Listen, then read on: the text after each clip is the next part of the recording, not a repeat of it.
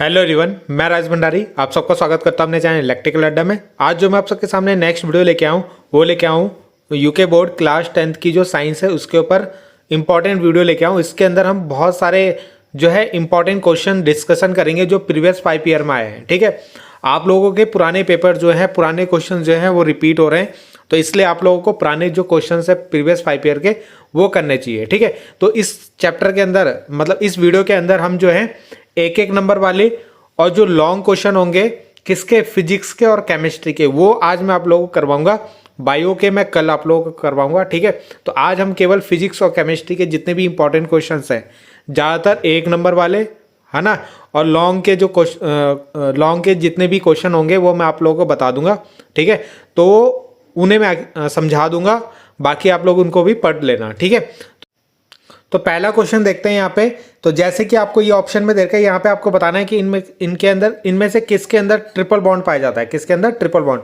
तो अगर हम थर्ड ऑप्शन देखें तो थर्ड ऑप्शन में अगर हम देखें तो 3 तो सी हैं। अब आप अगर इसके बीच में एक ट्रिपल बॉन्ड बनाते हो, सपोज मैंने यहाँ पे एक ट्रिपल बॉन्ड बना दिया, तो बाकी इसको बैलेंस करके देखते हैं।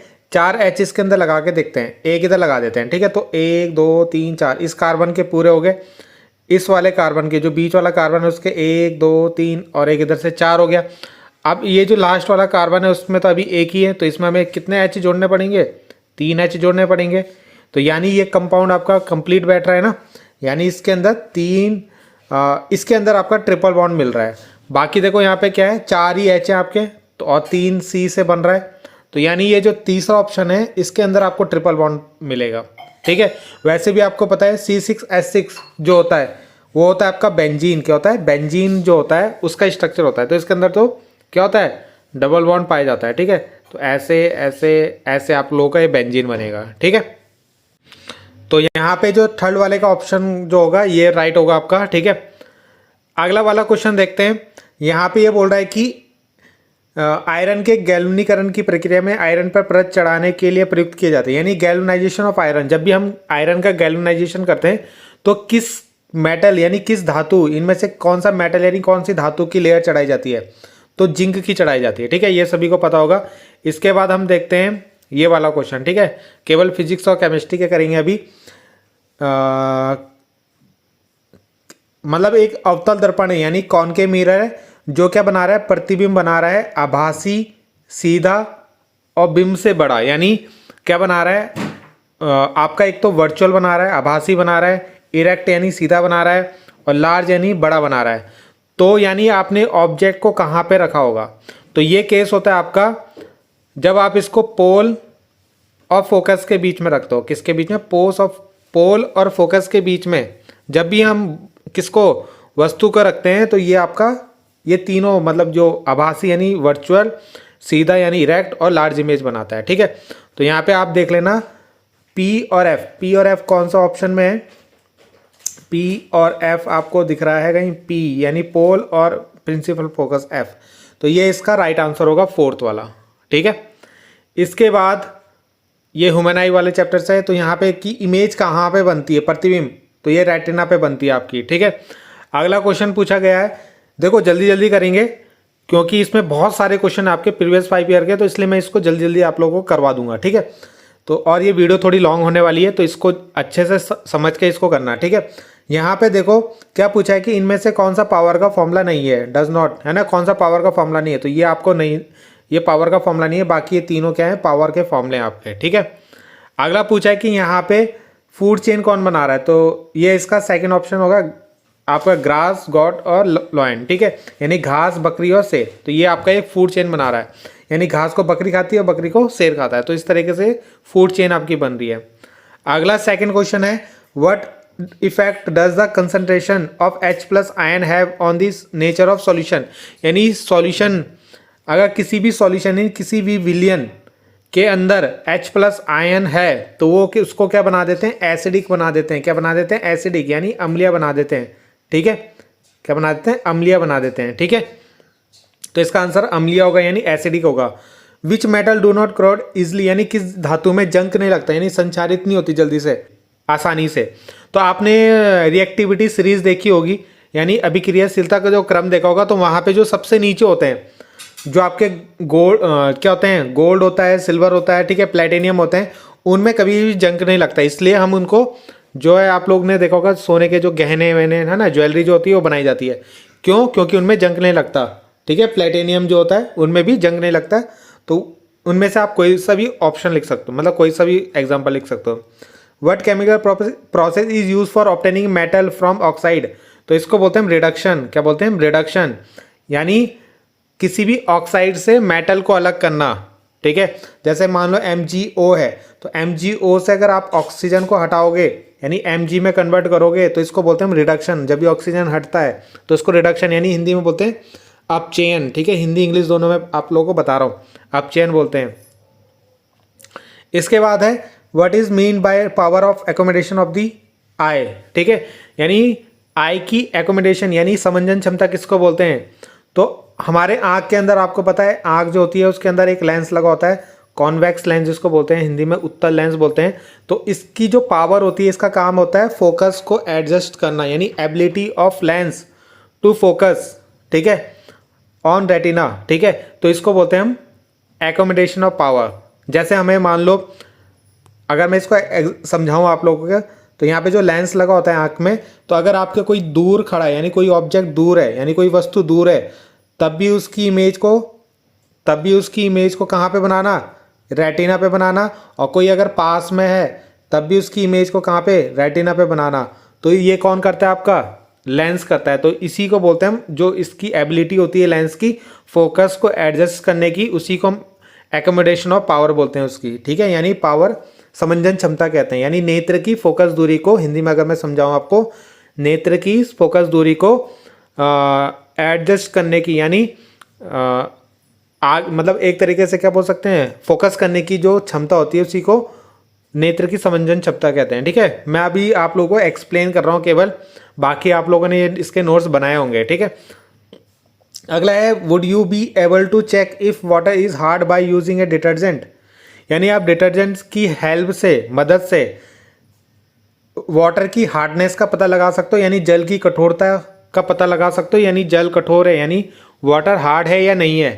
तो इसका पता हम डिटर्जेंट से नहीं लगा सकते, क्योंकि डिटर्जेंट जो होता है वो हार्ड वाटर में भी काम कर लेता है और सॉफ्ट में भी कर लेता है। तो आपको पता ही नहीं लगेगा कौन सा हार्ड है कौन सा सॉफ्ट है। जबकि सोप जो होता है, सोप साबुन जो होता है आपका, ठीक है, वो हार्ड वाटर यानी कठोर जल में काम नहीं करता, जबकि सॉफ्ट वाटर में काम कर लेता है। तो डिटर्जेंट से हमें पता नहीं लगेगा, सोप से पता लग जाएगा, ठीक है। क्योंकि सोप जैसी हार्ड वाटर में काम नहीं करेगा तो आपको पता चल जाएगा ये हार्ड वाटर है। कौन सा इंस्ट्रूमेंट करंट को मेजर करने के लिए यूज़ किया जाता है? तो इसका आंसर होगा एमीटर, ठीक है। हिंदी में भी एमीटर ही लिखते हैं, और हमेशा एमीटर कहाँ लगता है? सीरीज में लगता है, ठीक है। ये आप लोगों को पता होना चाहिए। अगला है कि इसका इलेक्ट्रॉनिक डॉट स्ट्रक्चर बनाना है, ठीक है। तो इलेक्ट्रॉनिक डॉट स्ट्रक्चर कैसे बनाओगे? अभी मैं इसको समझा देता हूँ। एथेनोइक एसिड का फॉर्मूला होता है CH3COOH। क्या होता है? CH3COOH, ठीक है। इसका मैं सिंपल तरीका आपको बताता हूँ किस तरीके से आपको बनाना है। सबसे पहले इसका इस तरीके से बॉन्ड स्ट्रक्चर बना लेना, ठीक है। H H H 3 H हो गए, फिर ये C, इसमें एक डबल बॉन्ड ऐसे बनेगा, ठीक है। फिर ये सिंगल बॉन्ड, फिर ये सिंगल बॉन्ड, फिर H, ठीक है। इस तरीके, सॉरी 2 एक यहाँ पे H आएगा ना, ठीक है। ये बनाया हमने। अब इसका बॉन्ड स्ट्रक्चर कैसे बनाओगे, मतलब Lewis structure, electron dot structure कैसे बनाओगे? पहले ये जो कार्बन है इसके 4 इलेक्ट्रॉन बनाते हैं। तो इसके 4 इलेक्ट्रॉन कौन से होंगे? देखो, इसके 4 इलेक्ट्रॉन बनाता हूँ मैं। मान लो एक इलेक्ट्रॉन यहाँ था, एक ये था, एक ये था, एक है। कार्बन में 4 इलेक्ट्रॉन होते हैं, ठीक है। ऐसी इस कार्बन के भी 4 बनाओगे तो 2 इधर बना दो, एक इधर बनाया और एक इधर बनाया, 4 इसके भी बना दिए। ऐसी इस ऑक्सीजन के जो होते हैं 6 होते हैं, तो एक इधर बनाया, एक इधर बनाया, 2 और 2 ये हो गए 4 और 2 ये हो गए 6, ठीक है। इनके बना दिए। ऐसे ही आप क्या इस हाइड्रोजन के बनाओ, तो एक हाइड्रोजन का यहाँ बना दिया, ये बना दिया, ये बना दिया, ठीक है। इस वाले हाइड्रोजन की भी बना देते हैं यहाँ पे, ये बना दिया, ठीक। और ऊपर ऑक्सीजन जो है उसके भी बना देते हैं। तो इस ऑक्सीजन के 6 बनाओ, तो 2 ये बना दिए, 2 ये बना दिए 4 और 2 ये बना दिए 6, ठीक है। सबके मैंने इलेक्ट्रॉन बना दिए हैं। अब आपको बस इनमें गोला करना है, ठीक है। तो गोला कैसे करेंगे? देखो, सबसे पहले मैं ये वाले कार्बन के पूरे करता हूँ, ठीक है। तो इसके 8 करने हैं, तो 8 कैसे करेंगे, देखो 2 यहाँ से लेगा, 2 ये नीचे वाले से लेगा, 2 यहाँ से लेगा और 2 यहाँ से लेगा, 8 हो गए इसके पूरे, ठीक। ये हाइड्रोजन यहाँ से 2 कंप्लीट कर लेगा, ये हाइड्रोजन यहाँ से 2 कंप्लीट कर लेगा, ये हाइड्रोजन यहाँ से 2 कंप्लीट कर लेगा, ठीक है। और ये जो बीच में ये वाला कार्बन है, इसके 8 कैसे पूरे करेंगे, तो 2 ये यहाँ से लेगा, 2 यहाँ से लेगा 4, और 4 यहाँ से लेगा, ये 4 के 4 ले लेगा यहाँ से, ठीक है। 4 कौन कौन से हैं, अगर मैं आपको दिखाऊं तो 2 तो ये हैं और 2 ये हैं, ठीक है। तो इसलिए यहाँ से फिर ऊपर डबल बॉन्ड बन रहा है, कितना बन रहा है, डबल बॉन्ड, ठीक है। तो इस तरीके से यहाँ से 4 ले लिए, तो इस कार्बन के 8 हो गए। ऊपर वाले ऑक्सीजन के देखो 4, 2, 3, 4, 5, 6, 7, 8 हैं इसके, तो इन 8 को ले लेगा ये, ठीक है। 8 से अपना कंप्लीट कर लेगा ऑक्टेट, तो इस तरीके से बना देंगे। फिर ये जो ये वाला ऑक्सीजन है, इसके 2 ये हो गए, 2 ये हो गए 4, 2 ये हो गए 6 और 2 ये हो गए 8, तो इस तरीके से ये यहाँ से 8 कंप्लीट कर लेगा अपने, ठीक है। और ये जो हाइड्रोजन है ये यहाँ से 2 अपने कंप्लीट कर लेगा, तो इस तरीके से इसका बॉन्ड बनेगा, ठीक है। बाकी इसकी प्रैक्टिस आप लोग कर लेना, ठीक, कैसे कैसे मैंने आपका बनाया है। ऐसी H2S का कैसे बनेगा, S बनाओगे, S में कितना होते हैं, 6 इलेक्ट्रॉन होते हैं, तो ऐसे हमने 6 इलेक्ट्रॉन बना दिए इसके, और एक हाइड्रोजन इधर से बना लेना, ठीक है, और एक हाइड्रोजन इधर से बना लेना, तो इनके गोले पूरे कर लो। इस सल्फर के 8 कैसे करेगा, ये 6 तो इसके अपने और 2 बगल वाले हाइड्रोजन से ले लेगा, 8 हो गए। ये वाला हाइड्रोजन कैसे लेगा, यहाँ से और ये यहाँ से, ठीक है, तो H2S का बन गया। ये CS, ये जो एथेनोइक एसिड था इसका थोड़ा टफ सा था, बाकी ये तो सिंपल ही है आपके, ठीक। अगला क्वेश्चन है, name the 2 elements which displace hydrogen from dilute acid and 2 metal which will not, यानी हाइड्रोजन को कौन कौन से 2 मेटल ऐसे हैं जो डिस्प्लेस कर देते हैं, यानी विस्थापित कर देते हैं, और कौन कौन से 2 मेटल ऐसे हैं जो नहीं करते। तो हाइड्रोजन से ऊपर जैसे कोई भी ले लो, सोडियम ले लो, पोटेशियम ले लो, जिंक ले लो, ठीक है, तो ये तो इसको डिस्प्लेस कर देते हैं। और हाइड्रोजन से नीचे जो अभी मैंने बताया, गोल्ड हो गया, सिल्वर हो गया, ठीक है, मरकरी हो गया, तो ये इसको डिस्प्लेस नहीं करेंगे, यानी इसको विस्थापित नहीं करेंगे, तो ये कर लेंगे और ये नहीं कर पाएंगे, ठीक है। तो ये इसका आंसर आपको लिखना है। अगला क्वेश्चन है यहाँ पे कि what is homologous series. Homologous series क्या होती है, ऐसी सीरीज जिसमें CH2 का गैप होता है। कितने का गैप होता है, CH2 का गैप, यानी जिनके बीच में CH2 का गैप होता है उसको होमोलोगस सीरीज बोलते हैं। जैसे इसमें एग्जांपल देना है, तो एग्जांपल के लिए आप एल्केन की सीरीज बना लो। किसकी, एल्केन, जिसको हिंदी में भी एल्केन ही बोलते हैं, ठीक है, इसकी सीरीज बना लो। तो इसकी सीरीज कैसे बनेगी, जैसे पहला आता है CH4, क्या होता है CH4, दूसरा क्या होगा C2H6, तीसरा कितना होगा C3H8, अगला होगा C4H10। तो अगर आप इन सब के बीच में देखो तो कितना गैप आ रहा है, यहाँ पे भी देखो CH2 का गैप है, यहाँ पे भी CH2 का गैप है, और यहाँ पे भी CH2 का गैप। CH2 का गैप मतलब देखो यहाँ से एक कार्बन से ये सीधा 2 कार्बन में जा रहा है, तो एक कार्बन बढ़ रहा है, और देखो H यहाँ पहले 4 थे, अब यहाँ पे 6 आ गए, तो कितने H बढ़ रहे हैं, 2। तो यानी सब में ऐसा ही हो रहा होगा, यहाँ पे CH2 पूरी सीरीज में CH2 का गैप होगा, तो ये पूरी क्या हो जाएगी, एक होमोलोगस सीरीज हो जाएगी। एल्केन क्या हो जाएगी, एक होमोलोगस सीरीज, यानी समजातीय श्रेणी हो जाएगी आपकी, ठीक है। इसके बाद ये न्यूरॉन का स्ट्रक्चर मैंने आप लोगों को, देखो बायो के ना एक वीडियो मैंने आप लोगों के लिए बना रखी, जिसमें मैं इस पूरी PDF में जितने भी वो डायग्राम आपके प्रीवियस 5 ईयर में आए हैं किसके, बायो के, वो सारे मैंने उसके अंदर करवा रखे हैं, ठीक है। उस वीडियो का लिंक भी मैं डिस्क्रिप्शन में डाल दूंगा, आप लोग उस वीडियो को भी जरूर कर लेना, ठीक है। IPSC के भी मैंने एक अलग से वीडियो बना रखी, वो भी आप लोग कर लेना। जो आपके एस्ट्रोनॉट होते हैं उनको जो स्काई का कलर डार्क क्यों दिखाई देता है, ठीक है, तो क्योंकि वहाँ पे एटमॉस्फेयर नहीं होता, यानी वातावरण नहीं होता, और एटमॉस्फेयर ना होने के कारण वहाँ पे लाइट स्कैटरिंग नहीं हो पाती है, ठीक है, यानी प्रकाश का प्रकीर्णन नहीं हो पाता, हिंदी में प्रकीर्णन बोलते हैं, ठीक है, स्कैटरिंग नहीं हो पाती, इसलिए वहाँ पे उसको ब्लैक कलर दिखाई देता है। अगला है मैग्नीशियम रिबन को जलाने से पहले क्लीन क्यों किया जाता है, क्योंकि मैग्नीशियम जब ऑक्सीजन से रिएक्शन करता है तो वो MgO यानी मैग्नीशियम ऑक्साइड की लेयर बना देता है, तो जब वो मैग्नीशियम के ऊपर लेयर बना देगा तो फिर वो जल्दी से बर्न नहीं होगा। तो इसलिए पहले उसको साफ करके उसके ऊपर से वो ऑक्साइड की लेयर को हटाया जाता है। ये जो लेयर उसके ऊपर चढ़ जाती है, ऑक्साइड की लेयर जो चढ़ जाती है उसको साफ किया जाता है, तब उसको जलाया जाता है। ठीक है, तो यानी ऑक्सीजन से रिएक्शन करने के बाद ऑक्साइड की लेयर उसके ऊपर चढ़ जाती है। ठीक है, यानी MgO बना लेता है, तो इसलिए उसको क्लीन किया जाता है।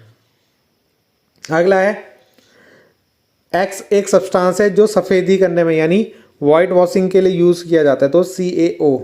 ठीक है, और इसकी रिएक्शन जल के साथ यानी वाटर के साथ कराओगे तो क्या बनेगा, ये सभी ने कर रखी होगी है। तो ये मैंने आप लोगों को एक स्पेशल एक रिएक्शन की वीडियो भी बना रखी है। CaOH का होल ट्वाइस बनेगा आपका। ठीक है, इसके बाद आएगा यहाँ पे रिएक्शन को बैलेंस करने के लिए। तो बैलेंस बहुत सिंपल होगी है। देखो Ba यहाँ पे B है। ठीक है, यहाँ पे देखो 2 Cl है, तो यहाँ पे आप 2 लगा देना है इसका आगे। 2 लगाया आपने जैसी। ठीक है, पहले मैं इसको लिख लेता हूँ एक जगह। तो यहाँ पे ये रिएक्शन मैंने आप लोग की लिख ली है। ठीक है, तो यहाँ पे आपको दिख रहा होगा एक B है, इधर भी एक B है, यहाँ 2 Cl है, यहाँ पे 1 Cl है, तो यहाँ पे 2 लगा दिया। अब यहाँ पे 2H हो गए, 2H हो गए, यहाँ पे भी 2H हो गए। ठीक है, S यहाँ है 1 है, यहाँ 1 है, O यहाँ 4 है, यहाँ भी 4 है, तो ये बैलेंस हो गई। ठीक है, इसके बाद कि दोनों आप लोग खुद बैलेंस कर लेना, ये आप लोगों के लिए। ठीक है, अगला क्वेश्चन है कि जो सोडियम होता है उसको कैरोसिन ऑयल के अंदर क्यों डुबो के रखते हैं, यानी मिट्टी के तेल के अंदर क्यों डुबो के रखते हैं। क्योंकि जो सोडियम होता है वो बहुत ही ज़्यादा रिएक्टिव होता है, यानी क्रियाशील होता है। तो जैसे ही वो वायु के संपर्क में यानी एयर के कांटेक्ट पे आएगा तो तुरंत आग पकड़ सकता है, इसलिए उसको कैरोसिन ऑयल के अंदर डुबो के रखते हैं। ठीक है, अगला जो है यहाँ पे कि दोनों में डिफरेंस लिखना है, रोस्टिंग और कैल्सिनेशन यानी भर्जन और निस्तापन। तो पहला डिफरेंस तो यही है, रोस्टिंग जो होता है वो O2 की प्रेजेंस में होता है और कैल्सिनेशन O2 की प्रेजेंस में नहीं होता, यानी O2 वायु की उपस्थिति, रोस्टिंग जो होता है यानी भर्जन जिसको बोलते हैं हम, वायु की उपस्थिति में होता है या वायु की अनुपस्थिति में होता है। ठीक है, दूसरा आप लोगों को क्या लिखना है कि ये सल्फाइड, जैसे मान लो जिंक सल्फाइड आपके पास, उसकी रिएक्शन आपने कराई ऑक्सीजन से। ठीक है, यहाँ पे 2 ले लेना, और यहाँ से जो बनेगा जिंक ऑक्साइड बनेगा आपका। ठीक है, तो इसके आगे 2 लगा दो, और यहाँ से जो आपका निकलेगा SO2 निकलेगा। ठीक है, तो यहाँ पे आपको दिख रहा होगा ऑक्साइड में बदल जाता है, ये पहले रहेगा सल्फाइड में और ये बदल जाएगा ऑक्साइड में। ठीक है, तो यानी सल्फाइड से ऑक्साइड में बदलते हैं हम, किसमें, रोस्टिंग यानी भर्जन में। निस्तापन में क्या होता है, निस्तापन में कार्बोनेट होगा यहाँ पे, यानी CO3 आ जाएगा। क्या हो जाएगा, CO3, यानी कार्बोनेट जो होते हैं उनको ऑक्साइड में बदला जाता है, यानी जैसे उसमें भी O आ जाएगा। अगर मैं उसकी भी रिएक्शन लिखूँ आपके, तो मान लो ZnCO3 है, तो यहाँ पे वायु नहीं लेंगे, वैसे इसको वैसे ही गर्म करेंगे। ठीक, तो ये किस में कन्वर्ट हो जाएगा, ZnO प्लस CO3 में। ठीक है, तो यानी ये ऑक्साइड में बदल गया ना, किस में बदल गया, ऑक्साइड्स में। ठीक है, और ये क्या है, कार्बोनेट, कार्बोनेट दिख रहा है आपको, CO3 आ रहा है इसमें, तो कार्बोनेट से ऑक्साइड में बदलते हैं इसको। ठीक, तो ये आप लोगों को समझ में आ गया होगा। ठीक है, बाकी इसको पढ़ लेना आप लोग। अगला है यहाँ पे, अगला क्वेश्चन जो है यहाँ पे आपको पावर निकालनी है। ठीक है, पावर का फॉर्मूला होता है V/I, तो V आपको दे रखा है 220। देखो जल्दी जल्दी करवा रहा हूँ आप लोगों को, 0.5, तो यानी हम यहाँ पे इसको ऐसे लिख सकते हैं 220 और 0.5 को लिख देंगे 1/2, तो 2 से कट जाएगा कितनी बार, 110। ठीक है, तो 110 वॉट आ जाएगा इसका आंसर। 0.5 मतलब 1/2 लिख सकते हैं इसको। ठीक है, अगला क्वेश्चन ये है, बहुत सिंपल क्वेश्चन है। देखो आप लोगों को ये दोनों सीरीज में दिख रहे हैं, ये दोनों सीरीज में दिख रहे हैं, तो 20 और 10 कितना होता है, 30, और 25 और 5 ये भी कितना होता है, 30, और दोनों ही देखो उसके बाद दोनों ही पैरेलल में, क्या है में, पैरेलल में। तो पैरेलल में कैसे जोड़ते हैं हम, पैरेलल में जोड़ते हैं हम ऐसे, तो 1/30 प्लस 1/30। ठीक है, तो यानी जब भी पैरेलल में सेम होता है तो आधा हो जाता है, यानी 15 आएगा इसका आंसर। तो हम देख के बता सकते हैं 15, तो कैसे होगा, 1 और 1 2 हो जाएगा, और नीचे 30 लिखेंगे, तो R कितना आएगा मेरा, इसको भी उल्टा कर देंगे, 30/2 यानी 15। तो पहले वाले का आंसर तो 15 आ गया। ठीक है, डायरेक्ट निकालोगे कैसे, ये हो गया 30 और ये हो गया 30, और जब भी पैरेलल में सेम होते हैं तो सीधा आंसर 15 आ जाएगा, दोनों का आधा। ठीक है, उसके बाद करंट निकालना है, तो I = होता है V/R, तो V कितना है 24, है ना, 24 देर का ना, टोटल 24, और टोटल आर कितना है हमारा 15, तो ये इसकी करंट आ जाएगी 24/15। ठीक है, अगला ये क्वेश्चन है। ठीक है, तो ये क्वेश्चन आप लोग पढ़ लेना कि इसमें आंसर मायोपिया होगा और यहाँ पे कॉनकेव लेंस आपका यूज किया जाएगा। ठीक है, उसके बाद आपका रेडॉक्स रिएक्शन क्या होती है, जिनके ऑक्सात, जिनमें ऐसी रिएक्शन जिसमें ऑक्सीडेशन भी होता है, यानी ऑक्सीकरण भी होता है, और दूसरा रिडक्शन भी होता है। क्या होता है, रिडक्शन भी होता है, यानी अपचयन भी होता है। ठीक है, तो ऐसी अभिक्रियाएं जिनमें दोनों चीज होती हैं, ऑक्सीडेशन भी और रिडक्शन भी, उनको रेडॉक्स रिएक्शन बोलते हैं। जैसे अगर हम एग्जांपल लें CuO, है ना, इसकी रिएक्शन कराई मैंने H2 से, तो क्या बना यहाँ पे Cu + H2O। ठीक है, तो यहाँ पे देख रहा होगा आपको, इसका रिडक्शन हो रहा है क्योंकि यहाँ से ऑक्सीजन हट रहा है और H में ऑक्सीजन जुड़ रहा है, तो इसमें ऑक्सीडेशन हो रहा है। यहाँ पे ऑक्सीडेशन हो रहा है और यहाँ पे रिडक्शन हो रहा है। ठीक है, तो ये रेडॉक्स रिएक्शन होगी पूरी, क्या होगी, पूरी रेडॉक्स रिएक्शन हो गई। क्यों, क्योंकि इसके अंदर दोनों चीज़ हो रहा है आपका। ठीक है, उसके बाद न्यूट्रलाइजेशन रिएक्शन, जिसमें एसिड और बेस मिलते हैं, एसिड और ये बेस NOH को मिलाया आपने, तो यहाँ पे क्या बनेगा, एक सॉल्ट बनेगा, यानी जैसे NaCl बना दिया और प्लस H2O बना दिया।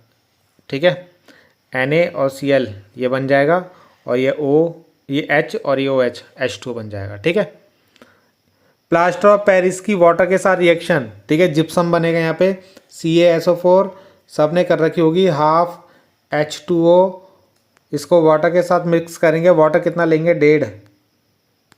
ठीक है, तो यहाँ पे ये जो बन जाएगा CaSO4 और 2H2O। ठीक है, 1.5 और आधा मिलके कितना जाएंगे, 2।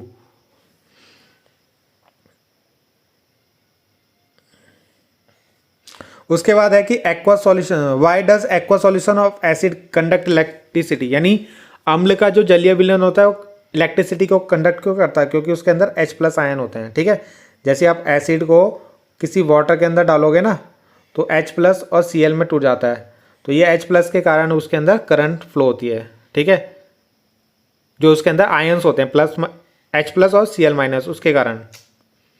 इसके बाद आता है ब्लीचिंग पाउडर का फॉर्मूला और केमिकल नेम, तो calcium oxychloride CaOCl2। 2 use baking soda के आप लोग पढ़ लेना। ठीक है, फायर एक्सटिंग्विशर में यूज होता है ये। ठीक है, कोल्ड ड्रिंक्स में यूज होता है आप लोगों का। ठीक, तो ये देख लेना इसमें। एक A और B, A का pH 6 है, A का कितना है 6 और B का कितना है 8, तो इसका मतलब ये है एसिड और ये है बेस। ठीक है, 7 से कम वाले एसिड, 7 से ज़्यादा वाले बेस और 7 वाला न्यूट्रल। तो इसने पूछा है कि विच सॉल्यूशन है मोर हाइड्रोजन आयन, तो हाइड्रोजन आयन किन में होंगे, इसमें होंगे ना, एसिड में। ठीक है, तो ये आपका एसिड होगा और H+ आयन इस यहाँ पे प्रेजेंट होंगे। ठीक है, और ये वाला बेस हो जाएगा। तो ये पूछा है कि इनमें से कौन सा एसिड कौन सा बेस होगा।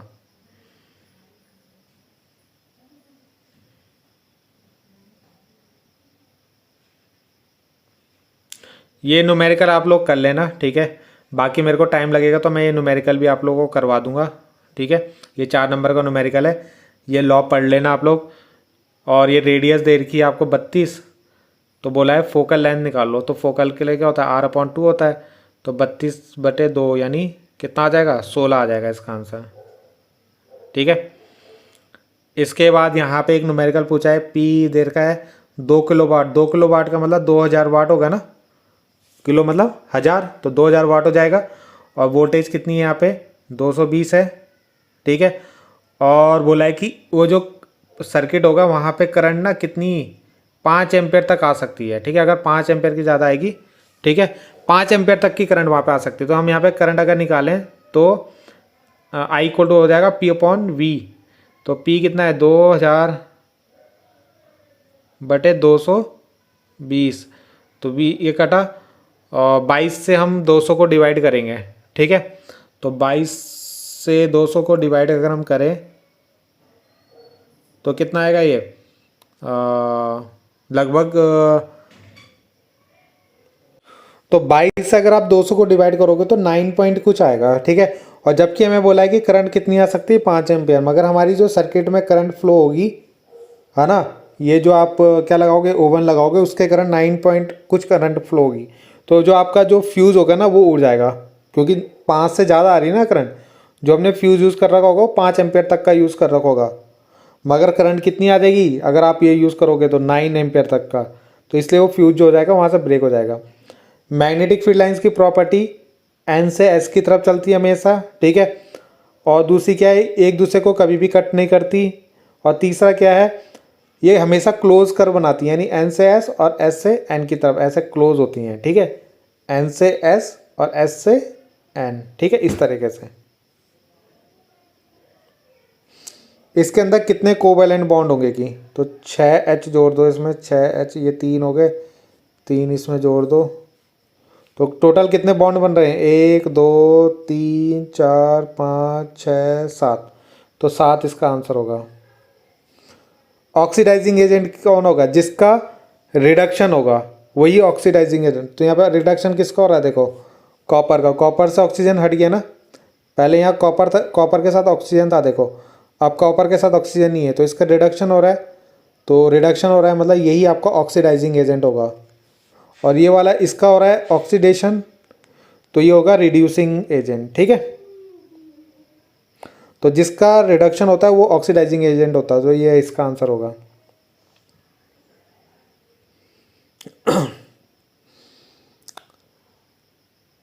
वैद्युत आवेश के प्रवाह की तरह यानी इलेक्ट्रिक चार्ज के फ्लो को क्या बोलते हैं हम, तो इसको बोलते हैं हम करंट बोलते हैं, ठीक है।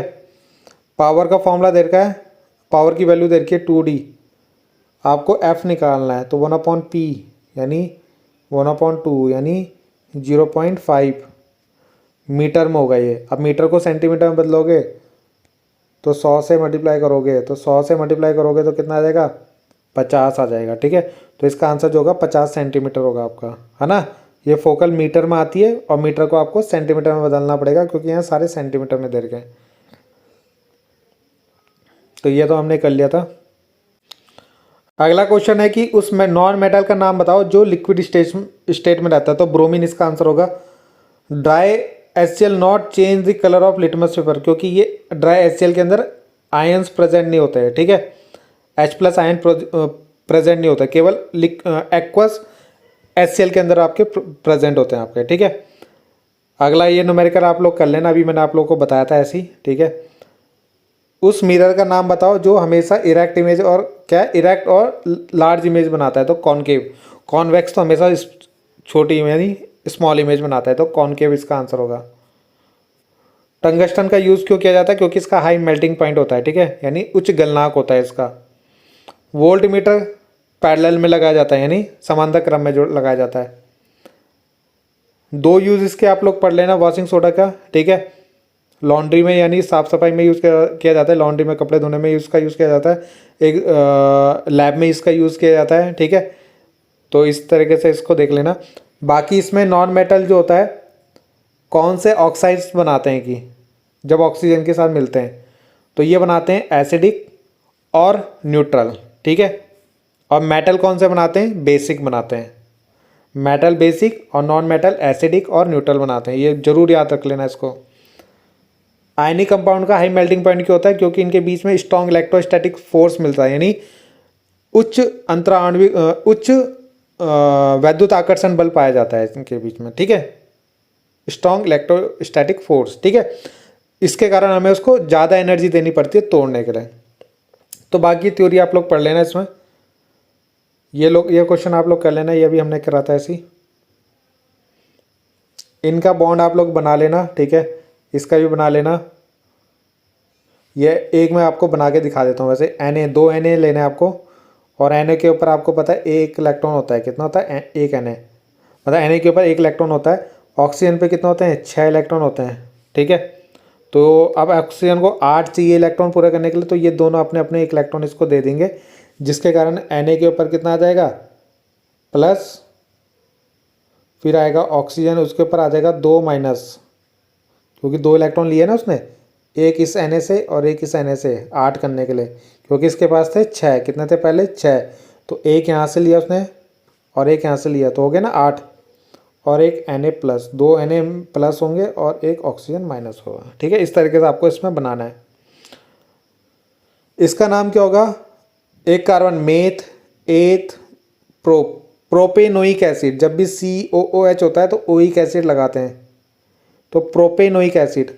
और ये होगा मेथ एथ प्रोपेनोन। क्या होगा? प्रोपेनोन होगा इसका आंसर। ठीक है, ये बोल रहा है कि जिंक की किसके साथ रिएक्शन करानी? फेरिक सल्फेट यानी FeSO4 की Zn से। तो ये क्या होगा? ZnFe को हटा देगा यहाँ से, ZnSO4 बन जाएगा प्लस Fe बनेगा आपका। ठीक है, डिस्टिल वाटर कंडक्ट इलेक्ट्रिसिटी नहीं करता जबकि रेन वाटर करता है, क्योंकि डिस्टिल वाटर बिल्कुल प्योर होता है, और प्योर होने के यानी शुद्ध होता है, और शुद्ध होने के कारण उसके अंदर कोई भी आयन नहीं होता। क्या नहीं होता? आयन नहीं होता, जबकि इसके अंदर आयन होता है। ठीक है, आयन हिंदी में भी आयन ही लिखते हैं। ठीक है, आयन यानी आयन प्रेजेंट होते हैं, इसलिए कंडक्ट करते हैं इलेक्ट्रिसिटी को। बाकी ये मैंने आप लोगों को करवा रखी है पहले की। ठीक है, तो इस रिएक्शन को देख लेना। रिएक्शन मैंने अलग से एक वीडियो बना रखी है सारी रिएक्शन। ठीक है, ट्विंकलिंग ऑफ स्टार, ठीक है, और स्काई इज ब्लू। तो इन दोनों का रीज़न आपको लिखना है इसके अंदर। ठीक है, तो ट्विंकलिंग यानी एटमॉस्फेरिक रिफ्रैक्शन के कारण। ठीक, और ये जो होता है आपका क्या? स्काई ब्लू, ये होता है स्कैटरिंग ऑफ लाइट यानी प्रकाश के प्रकीर्णन के कारण। ठीक है, और ये पहला वाला जो था एटमॉस्फेरिक रिफ्रैक्शन यानी एटमॉस्फेरिक को हिंदी में बोलते हैं वातावरण अपवर्तन। जो देख लेना इसको हिंदी में। ठीक है, एक बार। बाकी ये मैंने आपको बता दिया। पावर की यूनिट क्या होती है? डायोप्टर होती है। ठीक है, और पावर क्या होता है? Rate of doing work. ठीक है, यानी कार्य करने की जो दर होती है उसको पावर बोलते हैं, यानी पावर बोलते हैं, यानी शक्ति बोलते हैं। ठीक है, कार्य करने की दर को, यानी rate of doing work. Magnetic field line कभी भी एक दूसरे को इंटरसेक्ट क्यों नहीं करती है? क्योंकि जब हम इसमें इसकी क्या निकालेंगे? मैग्नेटिक फील्ड की डायरेक्शन निकालेंगे, तो यहाँ पे 2 डायरेक्शन बन सकती है आपकी, एक इस लाइन में और एक इस लाइन में। ठीक है, तो और मैग्नेटिक फील्ड की डायरेक्शन केवल एक होती है, मगर यहाँ पे क्या हो रही है? इस पॉइंट पे 2 बन रही है, एक इधर और एक इधर। तो ये कभी भी पॉसिबल नहीं होता। ठीक है, ये न्यूमेरिकल कर लेना। और इसके बाद देखते हैं कि 1 नंबर क्वेश्चन और कौन से हैं। ये मैंने आप लोगों को बता दिया था। एक्सोथर्मिक, एंडोथर्मिक जो हीट को एब्जॉर्ब करते हैं, ठीक है, वो एंडोथर्मिक, और जो हीट रिलीज करते हैं वो एक्सोथर्मिक। ठीक, बाकी हमने कर रखे हैं। ठीक है, ये सारे मैंने आपको करवा रखे हैं पहले के, है ना। आप लोगों को वीडियो जो है लिंक में डाल दूंगा। ठीक है, इस वीडियो के डिस्क्रिप्शन में डाल दूंगा। ये क्वेश्चन न्यूमेरिकल कर लेना, ये न्यूमेरिकल आप लोग कर लेना। ठीक है, बहुत सिंपल है। पहले इनको जोड़ लेना, 10 हो जाएगा, और ये 15। फिर इनको पैरेलल में जोड़ लेना, 1/10 और 1/15। ठीक है, इतना मैंने बता दिया आप लोगों को। फिर आगे इसको सॉल्व कर लेना एलसीएम लेके। कौन कौन से फैक्टर होते हैं जिनमें रेजिस्टेंस डिपेंड करता है?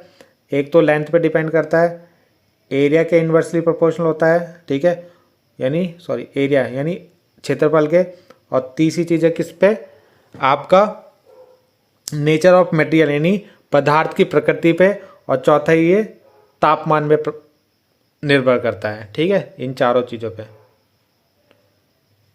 अगला पूछा है नंबर ऑफ कोवैलेंट बॉन्ड। ठीक है, तो बना लेना आप एथेन में। एथेन मतलब अभी हमने निकाला था C2H6 में। ठीक है, क्या होती है आपकी? ठीक है, वोल्ट की। तो ये होती है आपकी क्या? पोटेंशियल। किसकी यूनिट होती है? वोल्ट, पोटेंशियल की। ठीक है,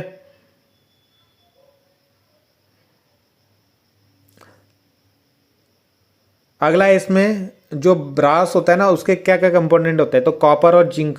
ठीक है, 1 नंबर में आया। जो ऐसे 2 मेटल के नाम जो फ्री स्टेट में पाए जाते हैं, तो गोल्ड हो गया, सिल्वर हो गया आपका। ठीक है, ये कॉनकेव होगा इसका आंसर। इलेक्ट्रॉन पे चार्ज कितना होता है? 1.6 × 10⁻⁻19 कूलाम। करंट को मेजर करता है एमीटर। ठीक है, इनका डायग्राम आप बना लेना। ठीक है, इसके बाद ये देख लेना एम्फोटेरिक ऑक्साइड क्या होते हैं, जो एसिड और बेस दोनों की तरह बिहेव शो करते हैं। ठीक है, Al2O3 हो गया आपका। ठीक है, नेक्स्ट क्वेश्चन है इसमें कि which metal melts on the palm, यानी कौन सी धातु ऐसी जो हाथ में पिघल जाती है आपकी, ठीक है। तो यहाँ पे इसका आंसर जो होगा सीजियम होगा, ठीक है। वैसे गैलियम भी इसमें ऑप्शन आता है, तो सीजियम यहाँ पे इसका ऑप्शन होगा आपका, ठीक है। बाकी ये क्वेश्चन है आपके, ठीक है। ये दोनों क्वेश्चन आप लोग ये तो मैंने आप लोगों को बता दिया। एम्फोटेरिक ऑक्साइड जो एसिड बेस दोनों की तरह बिहेव शो करते हैं, ठीक है। ये इंपॉर्टेंट क्वेश्चन है आपका, इसको जरूर कर लेना, ठीक है। और ये न्यूमेरिकल है, ठीक है, इसको भी आप लोग कर लेना। अगला यहाँ पे कि a solution turn blue litmus paper को red, pH value is likely to be, यानी उसका पीएच वैल्यू कितनी होगी, ठीक है। तो उसकी वैल्यू होगी 4, कितनी होगी 4, क्योंकि वो एसिड होगा, तो एसिड की वैल्यू 7 से कम होती है, तो यहाँ पे 7 से कम यही हो गया आपका। एथेनोइक एसिड का फॉर्मूला ये हो गया। एम्फोटेरिक ऑक्साइड यहाँ पे Al2O3 हो गया, ठीक है। अगला यहाँ पे AC जो होती है फ्रीक्वेंसी 50 हर्ट्ज हो गया, या 50 साइकिल पर सेकंड भी लिखते हैं इसको, और कॉमर्शियल यूनिट होती है kWh, ठीक है। उसके बाद इसका नाम होगा मेथ एथ एथेनॉल होगा, और इसका नाम होगा मेथ एथ प्रोपेन, सॉरी इसका नाम होगा प्रोपाइन, क्या होगा प्रोपाइन होगा इसका नाम, ठीक है। ट्रिपल बॉन्ड है ना इसके अंदर, तो प्रोपाइन इसका नाम होगा। इनके इलेक्ट्रॉन डॉट स्ट्रक्चर आप लोग बना लेना, ठीक है। और ये जो ड्रॉ है ये जरूर बना लेना, ठीक है। ये एग्जाम में पूछा जाता है, तो 2 नंबर का आपका आएगा ये, ठीक है। और ये आपका थ्योरेटिकल क्वेश्चन। अगला पूछा है ब्लीचिंग पाउडर का फॉर्मूला, तो CaCO2 ये भी हमने बता दिया था। लाइट की स्पीड 3 × 10⁸ मीटर पर सेकेंड। रेजिस्टेंस क्या होती है, ओम होता है। ओजोन होगा इसका आंसर।